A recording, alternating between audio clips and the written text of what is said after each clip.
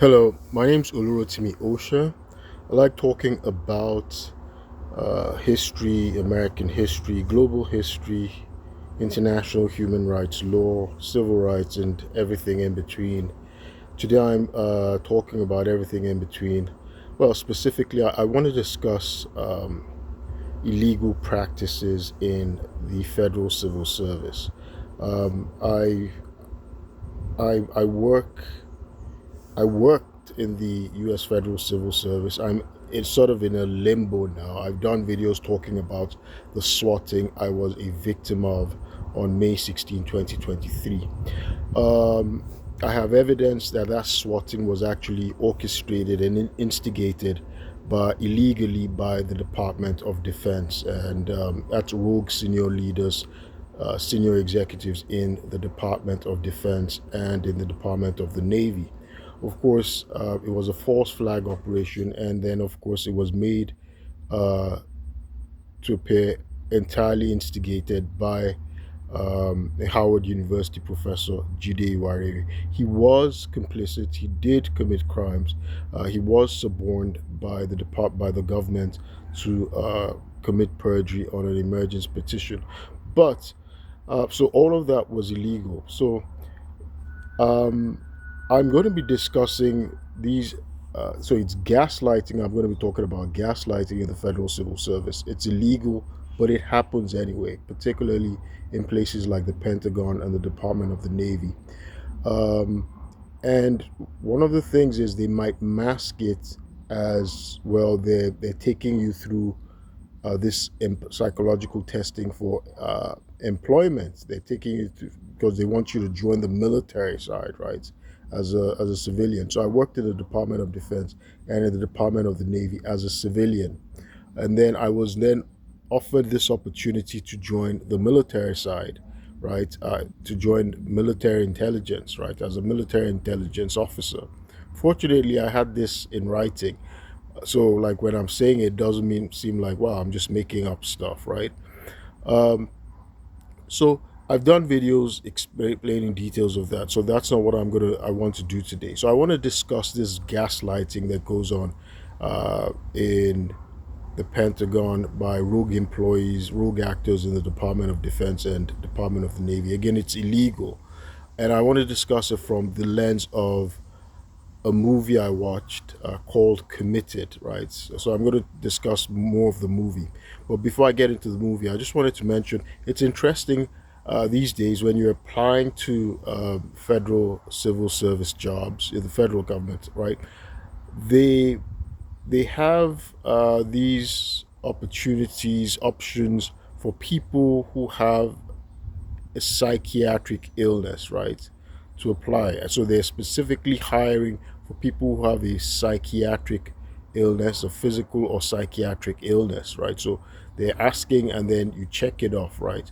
So typically in the government, people who do have a disability, right? A psychiatric illness is labeled as a disability.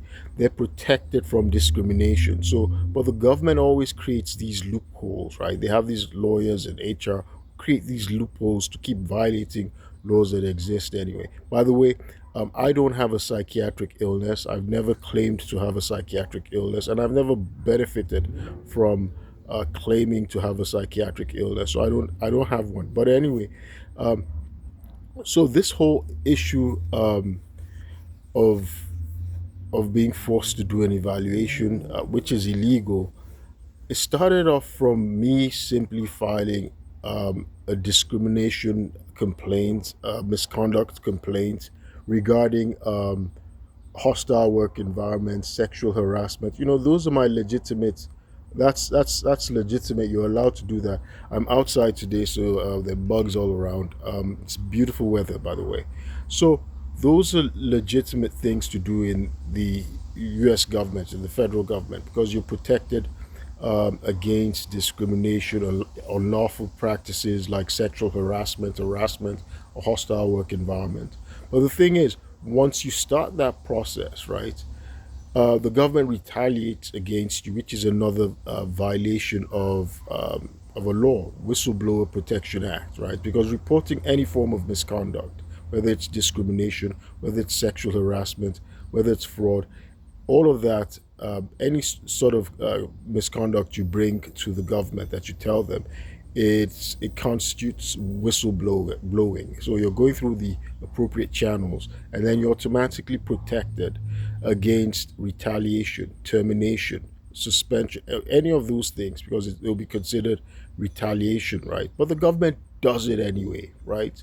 They have lawyers who encourage them to illegally, right? They help them, aid them, support them in illegally um, using the law, right? Using legal services uh, to cover up crimes and to, pursue crime. So when the government is covering up a crime, that in an investigation, that's called obstruction of justice.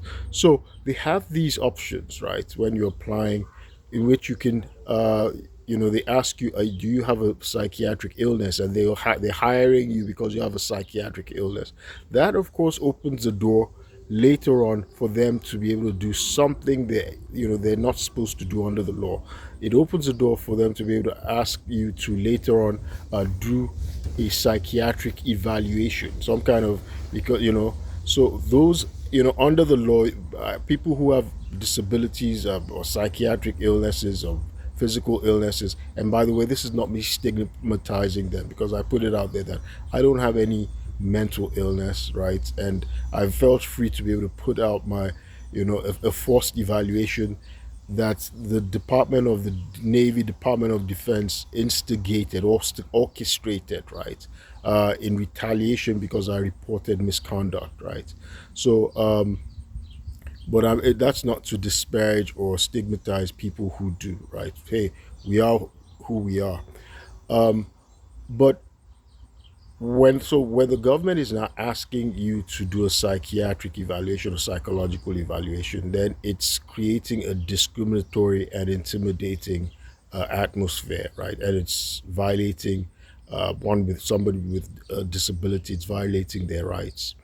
But again, I want to talk about the gaslighting that goes on in the federal government, right, which is illegal, from the lens of a movie I just watched. And I've done a video before talking about discussing gaslighting, and I'll do another video, explaining it again, because that was on another platform, and that's been a very long time ago. So, but this movie Committed was it's called Committed. It's a 2011 film, right? It's a 2011 film. So it's about a psychiatrist.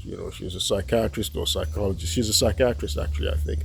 And she drives into this psychiatric institution, this huge, like, place that's creepy. It's like in the backwoods, it's in the middle of nowhere. She drives in a nice car, I think a Mercedes, very nice car. She drives herself. That's how the movie starts. And she took on a new job to be a psychiatrist in this facility. And they take her car. At the beginning, they take it. They said, well, people who come in can't drive in. So a security guard takes her car, drives it away, and walks her in. So she meets the psychiatrist and everything. The chief psychiatrist is an elderly white man. She meets him, and of course they talk and everything. And then he tells her, that everybody whose patients are called guests. They call patients guests and everything. Then she's shown her room and everything, but she's in the wing where the patients are supposed to be in, and she's like surprised, and she's like asking that, okay, do the psychiatrists share the same facilities as the patients, right? And of course, they call the patients the guests, right? They call the patients guests, and so she's like stunned, right? She's like stunned that to find out that she's actually been involuntarily, unknowingly committed by the psychiatrist. It's in the middle of nowhere. They've cut off her communication, and so they're basically holding her captive, and they're jabbing her and everything. So eventually they start gaslighting her. So it's an interesting movie. They start telling her, creating events that, that she doesn't have. Gaslighting really means they're like abusive, emotional abusive methods of making the victim question their memory and their reality, and saying no, what is occurring is not really occurring, or what their history is not their history. This is what happens, and then they start to think they're crazy. So they tell her all sorts of things, and no, she never drove here, that she's actually a criminal. She came here, that she was brought by cops in handcuffs. She was found incompetent to stand trial. That she had murdered her husband. She killed somebody. So like they're just gaslighting her. Eventually, she starts to take treatment. She starts to believe, but but she at some point she shakes it off because of experiences she's having there. Eventually, though, we find out by the end of the movie. Oh my God, all these bugs. I'm sorry. So by the end of the movie, we find out that this woman is actually she's being gaslighted, right? So because even we, the audience, as you're watching the movie, you also start to question that, okay, is she really crazy? That what we saw in the beginning, was it all made up? That maybe it's some director's trick or whatever. But eventually she realizes and she solves the whole riddle, the problem, everything. It turns out that the psychiatrists, right, are not psychiatrists. They're actually patients themselves, and they killed the actual psychiatrist, the actual psychologist, and they started to dress and act like they're criminals, right, who killed the psychiatrists, right, all the staff, and they started to to act like they're doctors. They started to work there, present themselves as doctors, and any psychiatrist who comes, they commit them, so basically they're gaslighting them, and like I said, so gaslighting occurs in the Pentagon and the Department of Defense illegally, and I'm thinking, since the government knowingly hires people with psychiatric illnesses, severe psychiatric illnesses, I'm wondering, like, some people in the HR, right? Are they criminally insane? I mean, well, criminally insane is not a pejorative, because the reason I'm saying this is because I worked with people, right, who they're really, really disturbed, right, in the Department of the Navy and the Pentagon. They're really disturbed. If an investigation is done, they'll see that they're pathological liars and they really have severe mental illnesses that makes them dangerous. They orchestrated a swatting in which I was a victim. I was almost killed. You see these stitches? I've been doing these videos, and it's been over 3 years now. And my family, everybody, my friends are so astonished. One of the challenges is, working in a classified area. So they try and make what it is that you're doing, that it's national security, it's secret.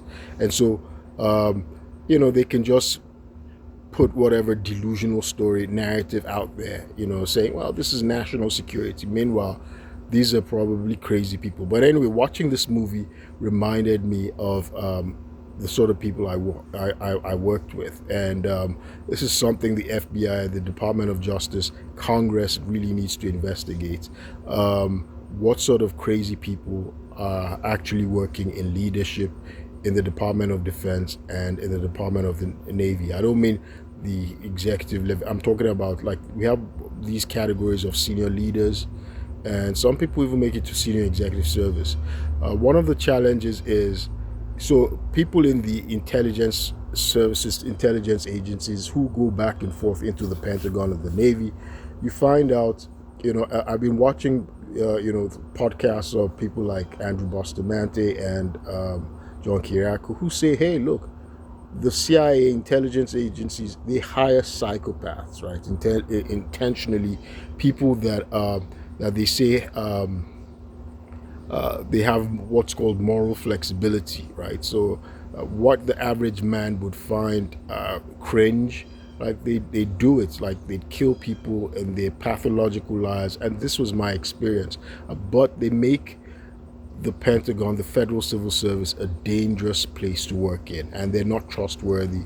They often lack integrity. These were the people I worked with. There was not one of them, one person that I worked with in the Department of the Navy or in the Pentagon, that had integrity, that didn't appear to be a pathological liar. But in any event, I've discussed the movie, and I'll do another video discussing the movie Gaslight. That's actually it's a 1940s movie, and that's where the term gaslighting actually comes from. Oh my gosh, sitting outside, I thought I'd enjoy the beautiful weather, but it's bugs galore here. It's a bug infestation. My name is Olurotimi Osha, and I'll keep you posted. Thank you.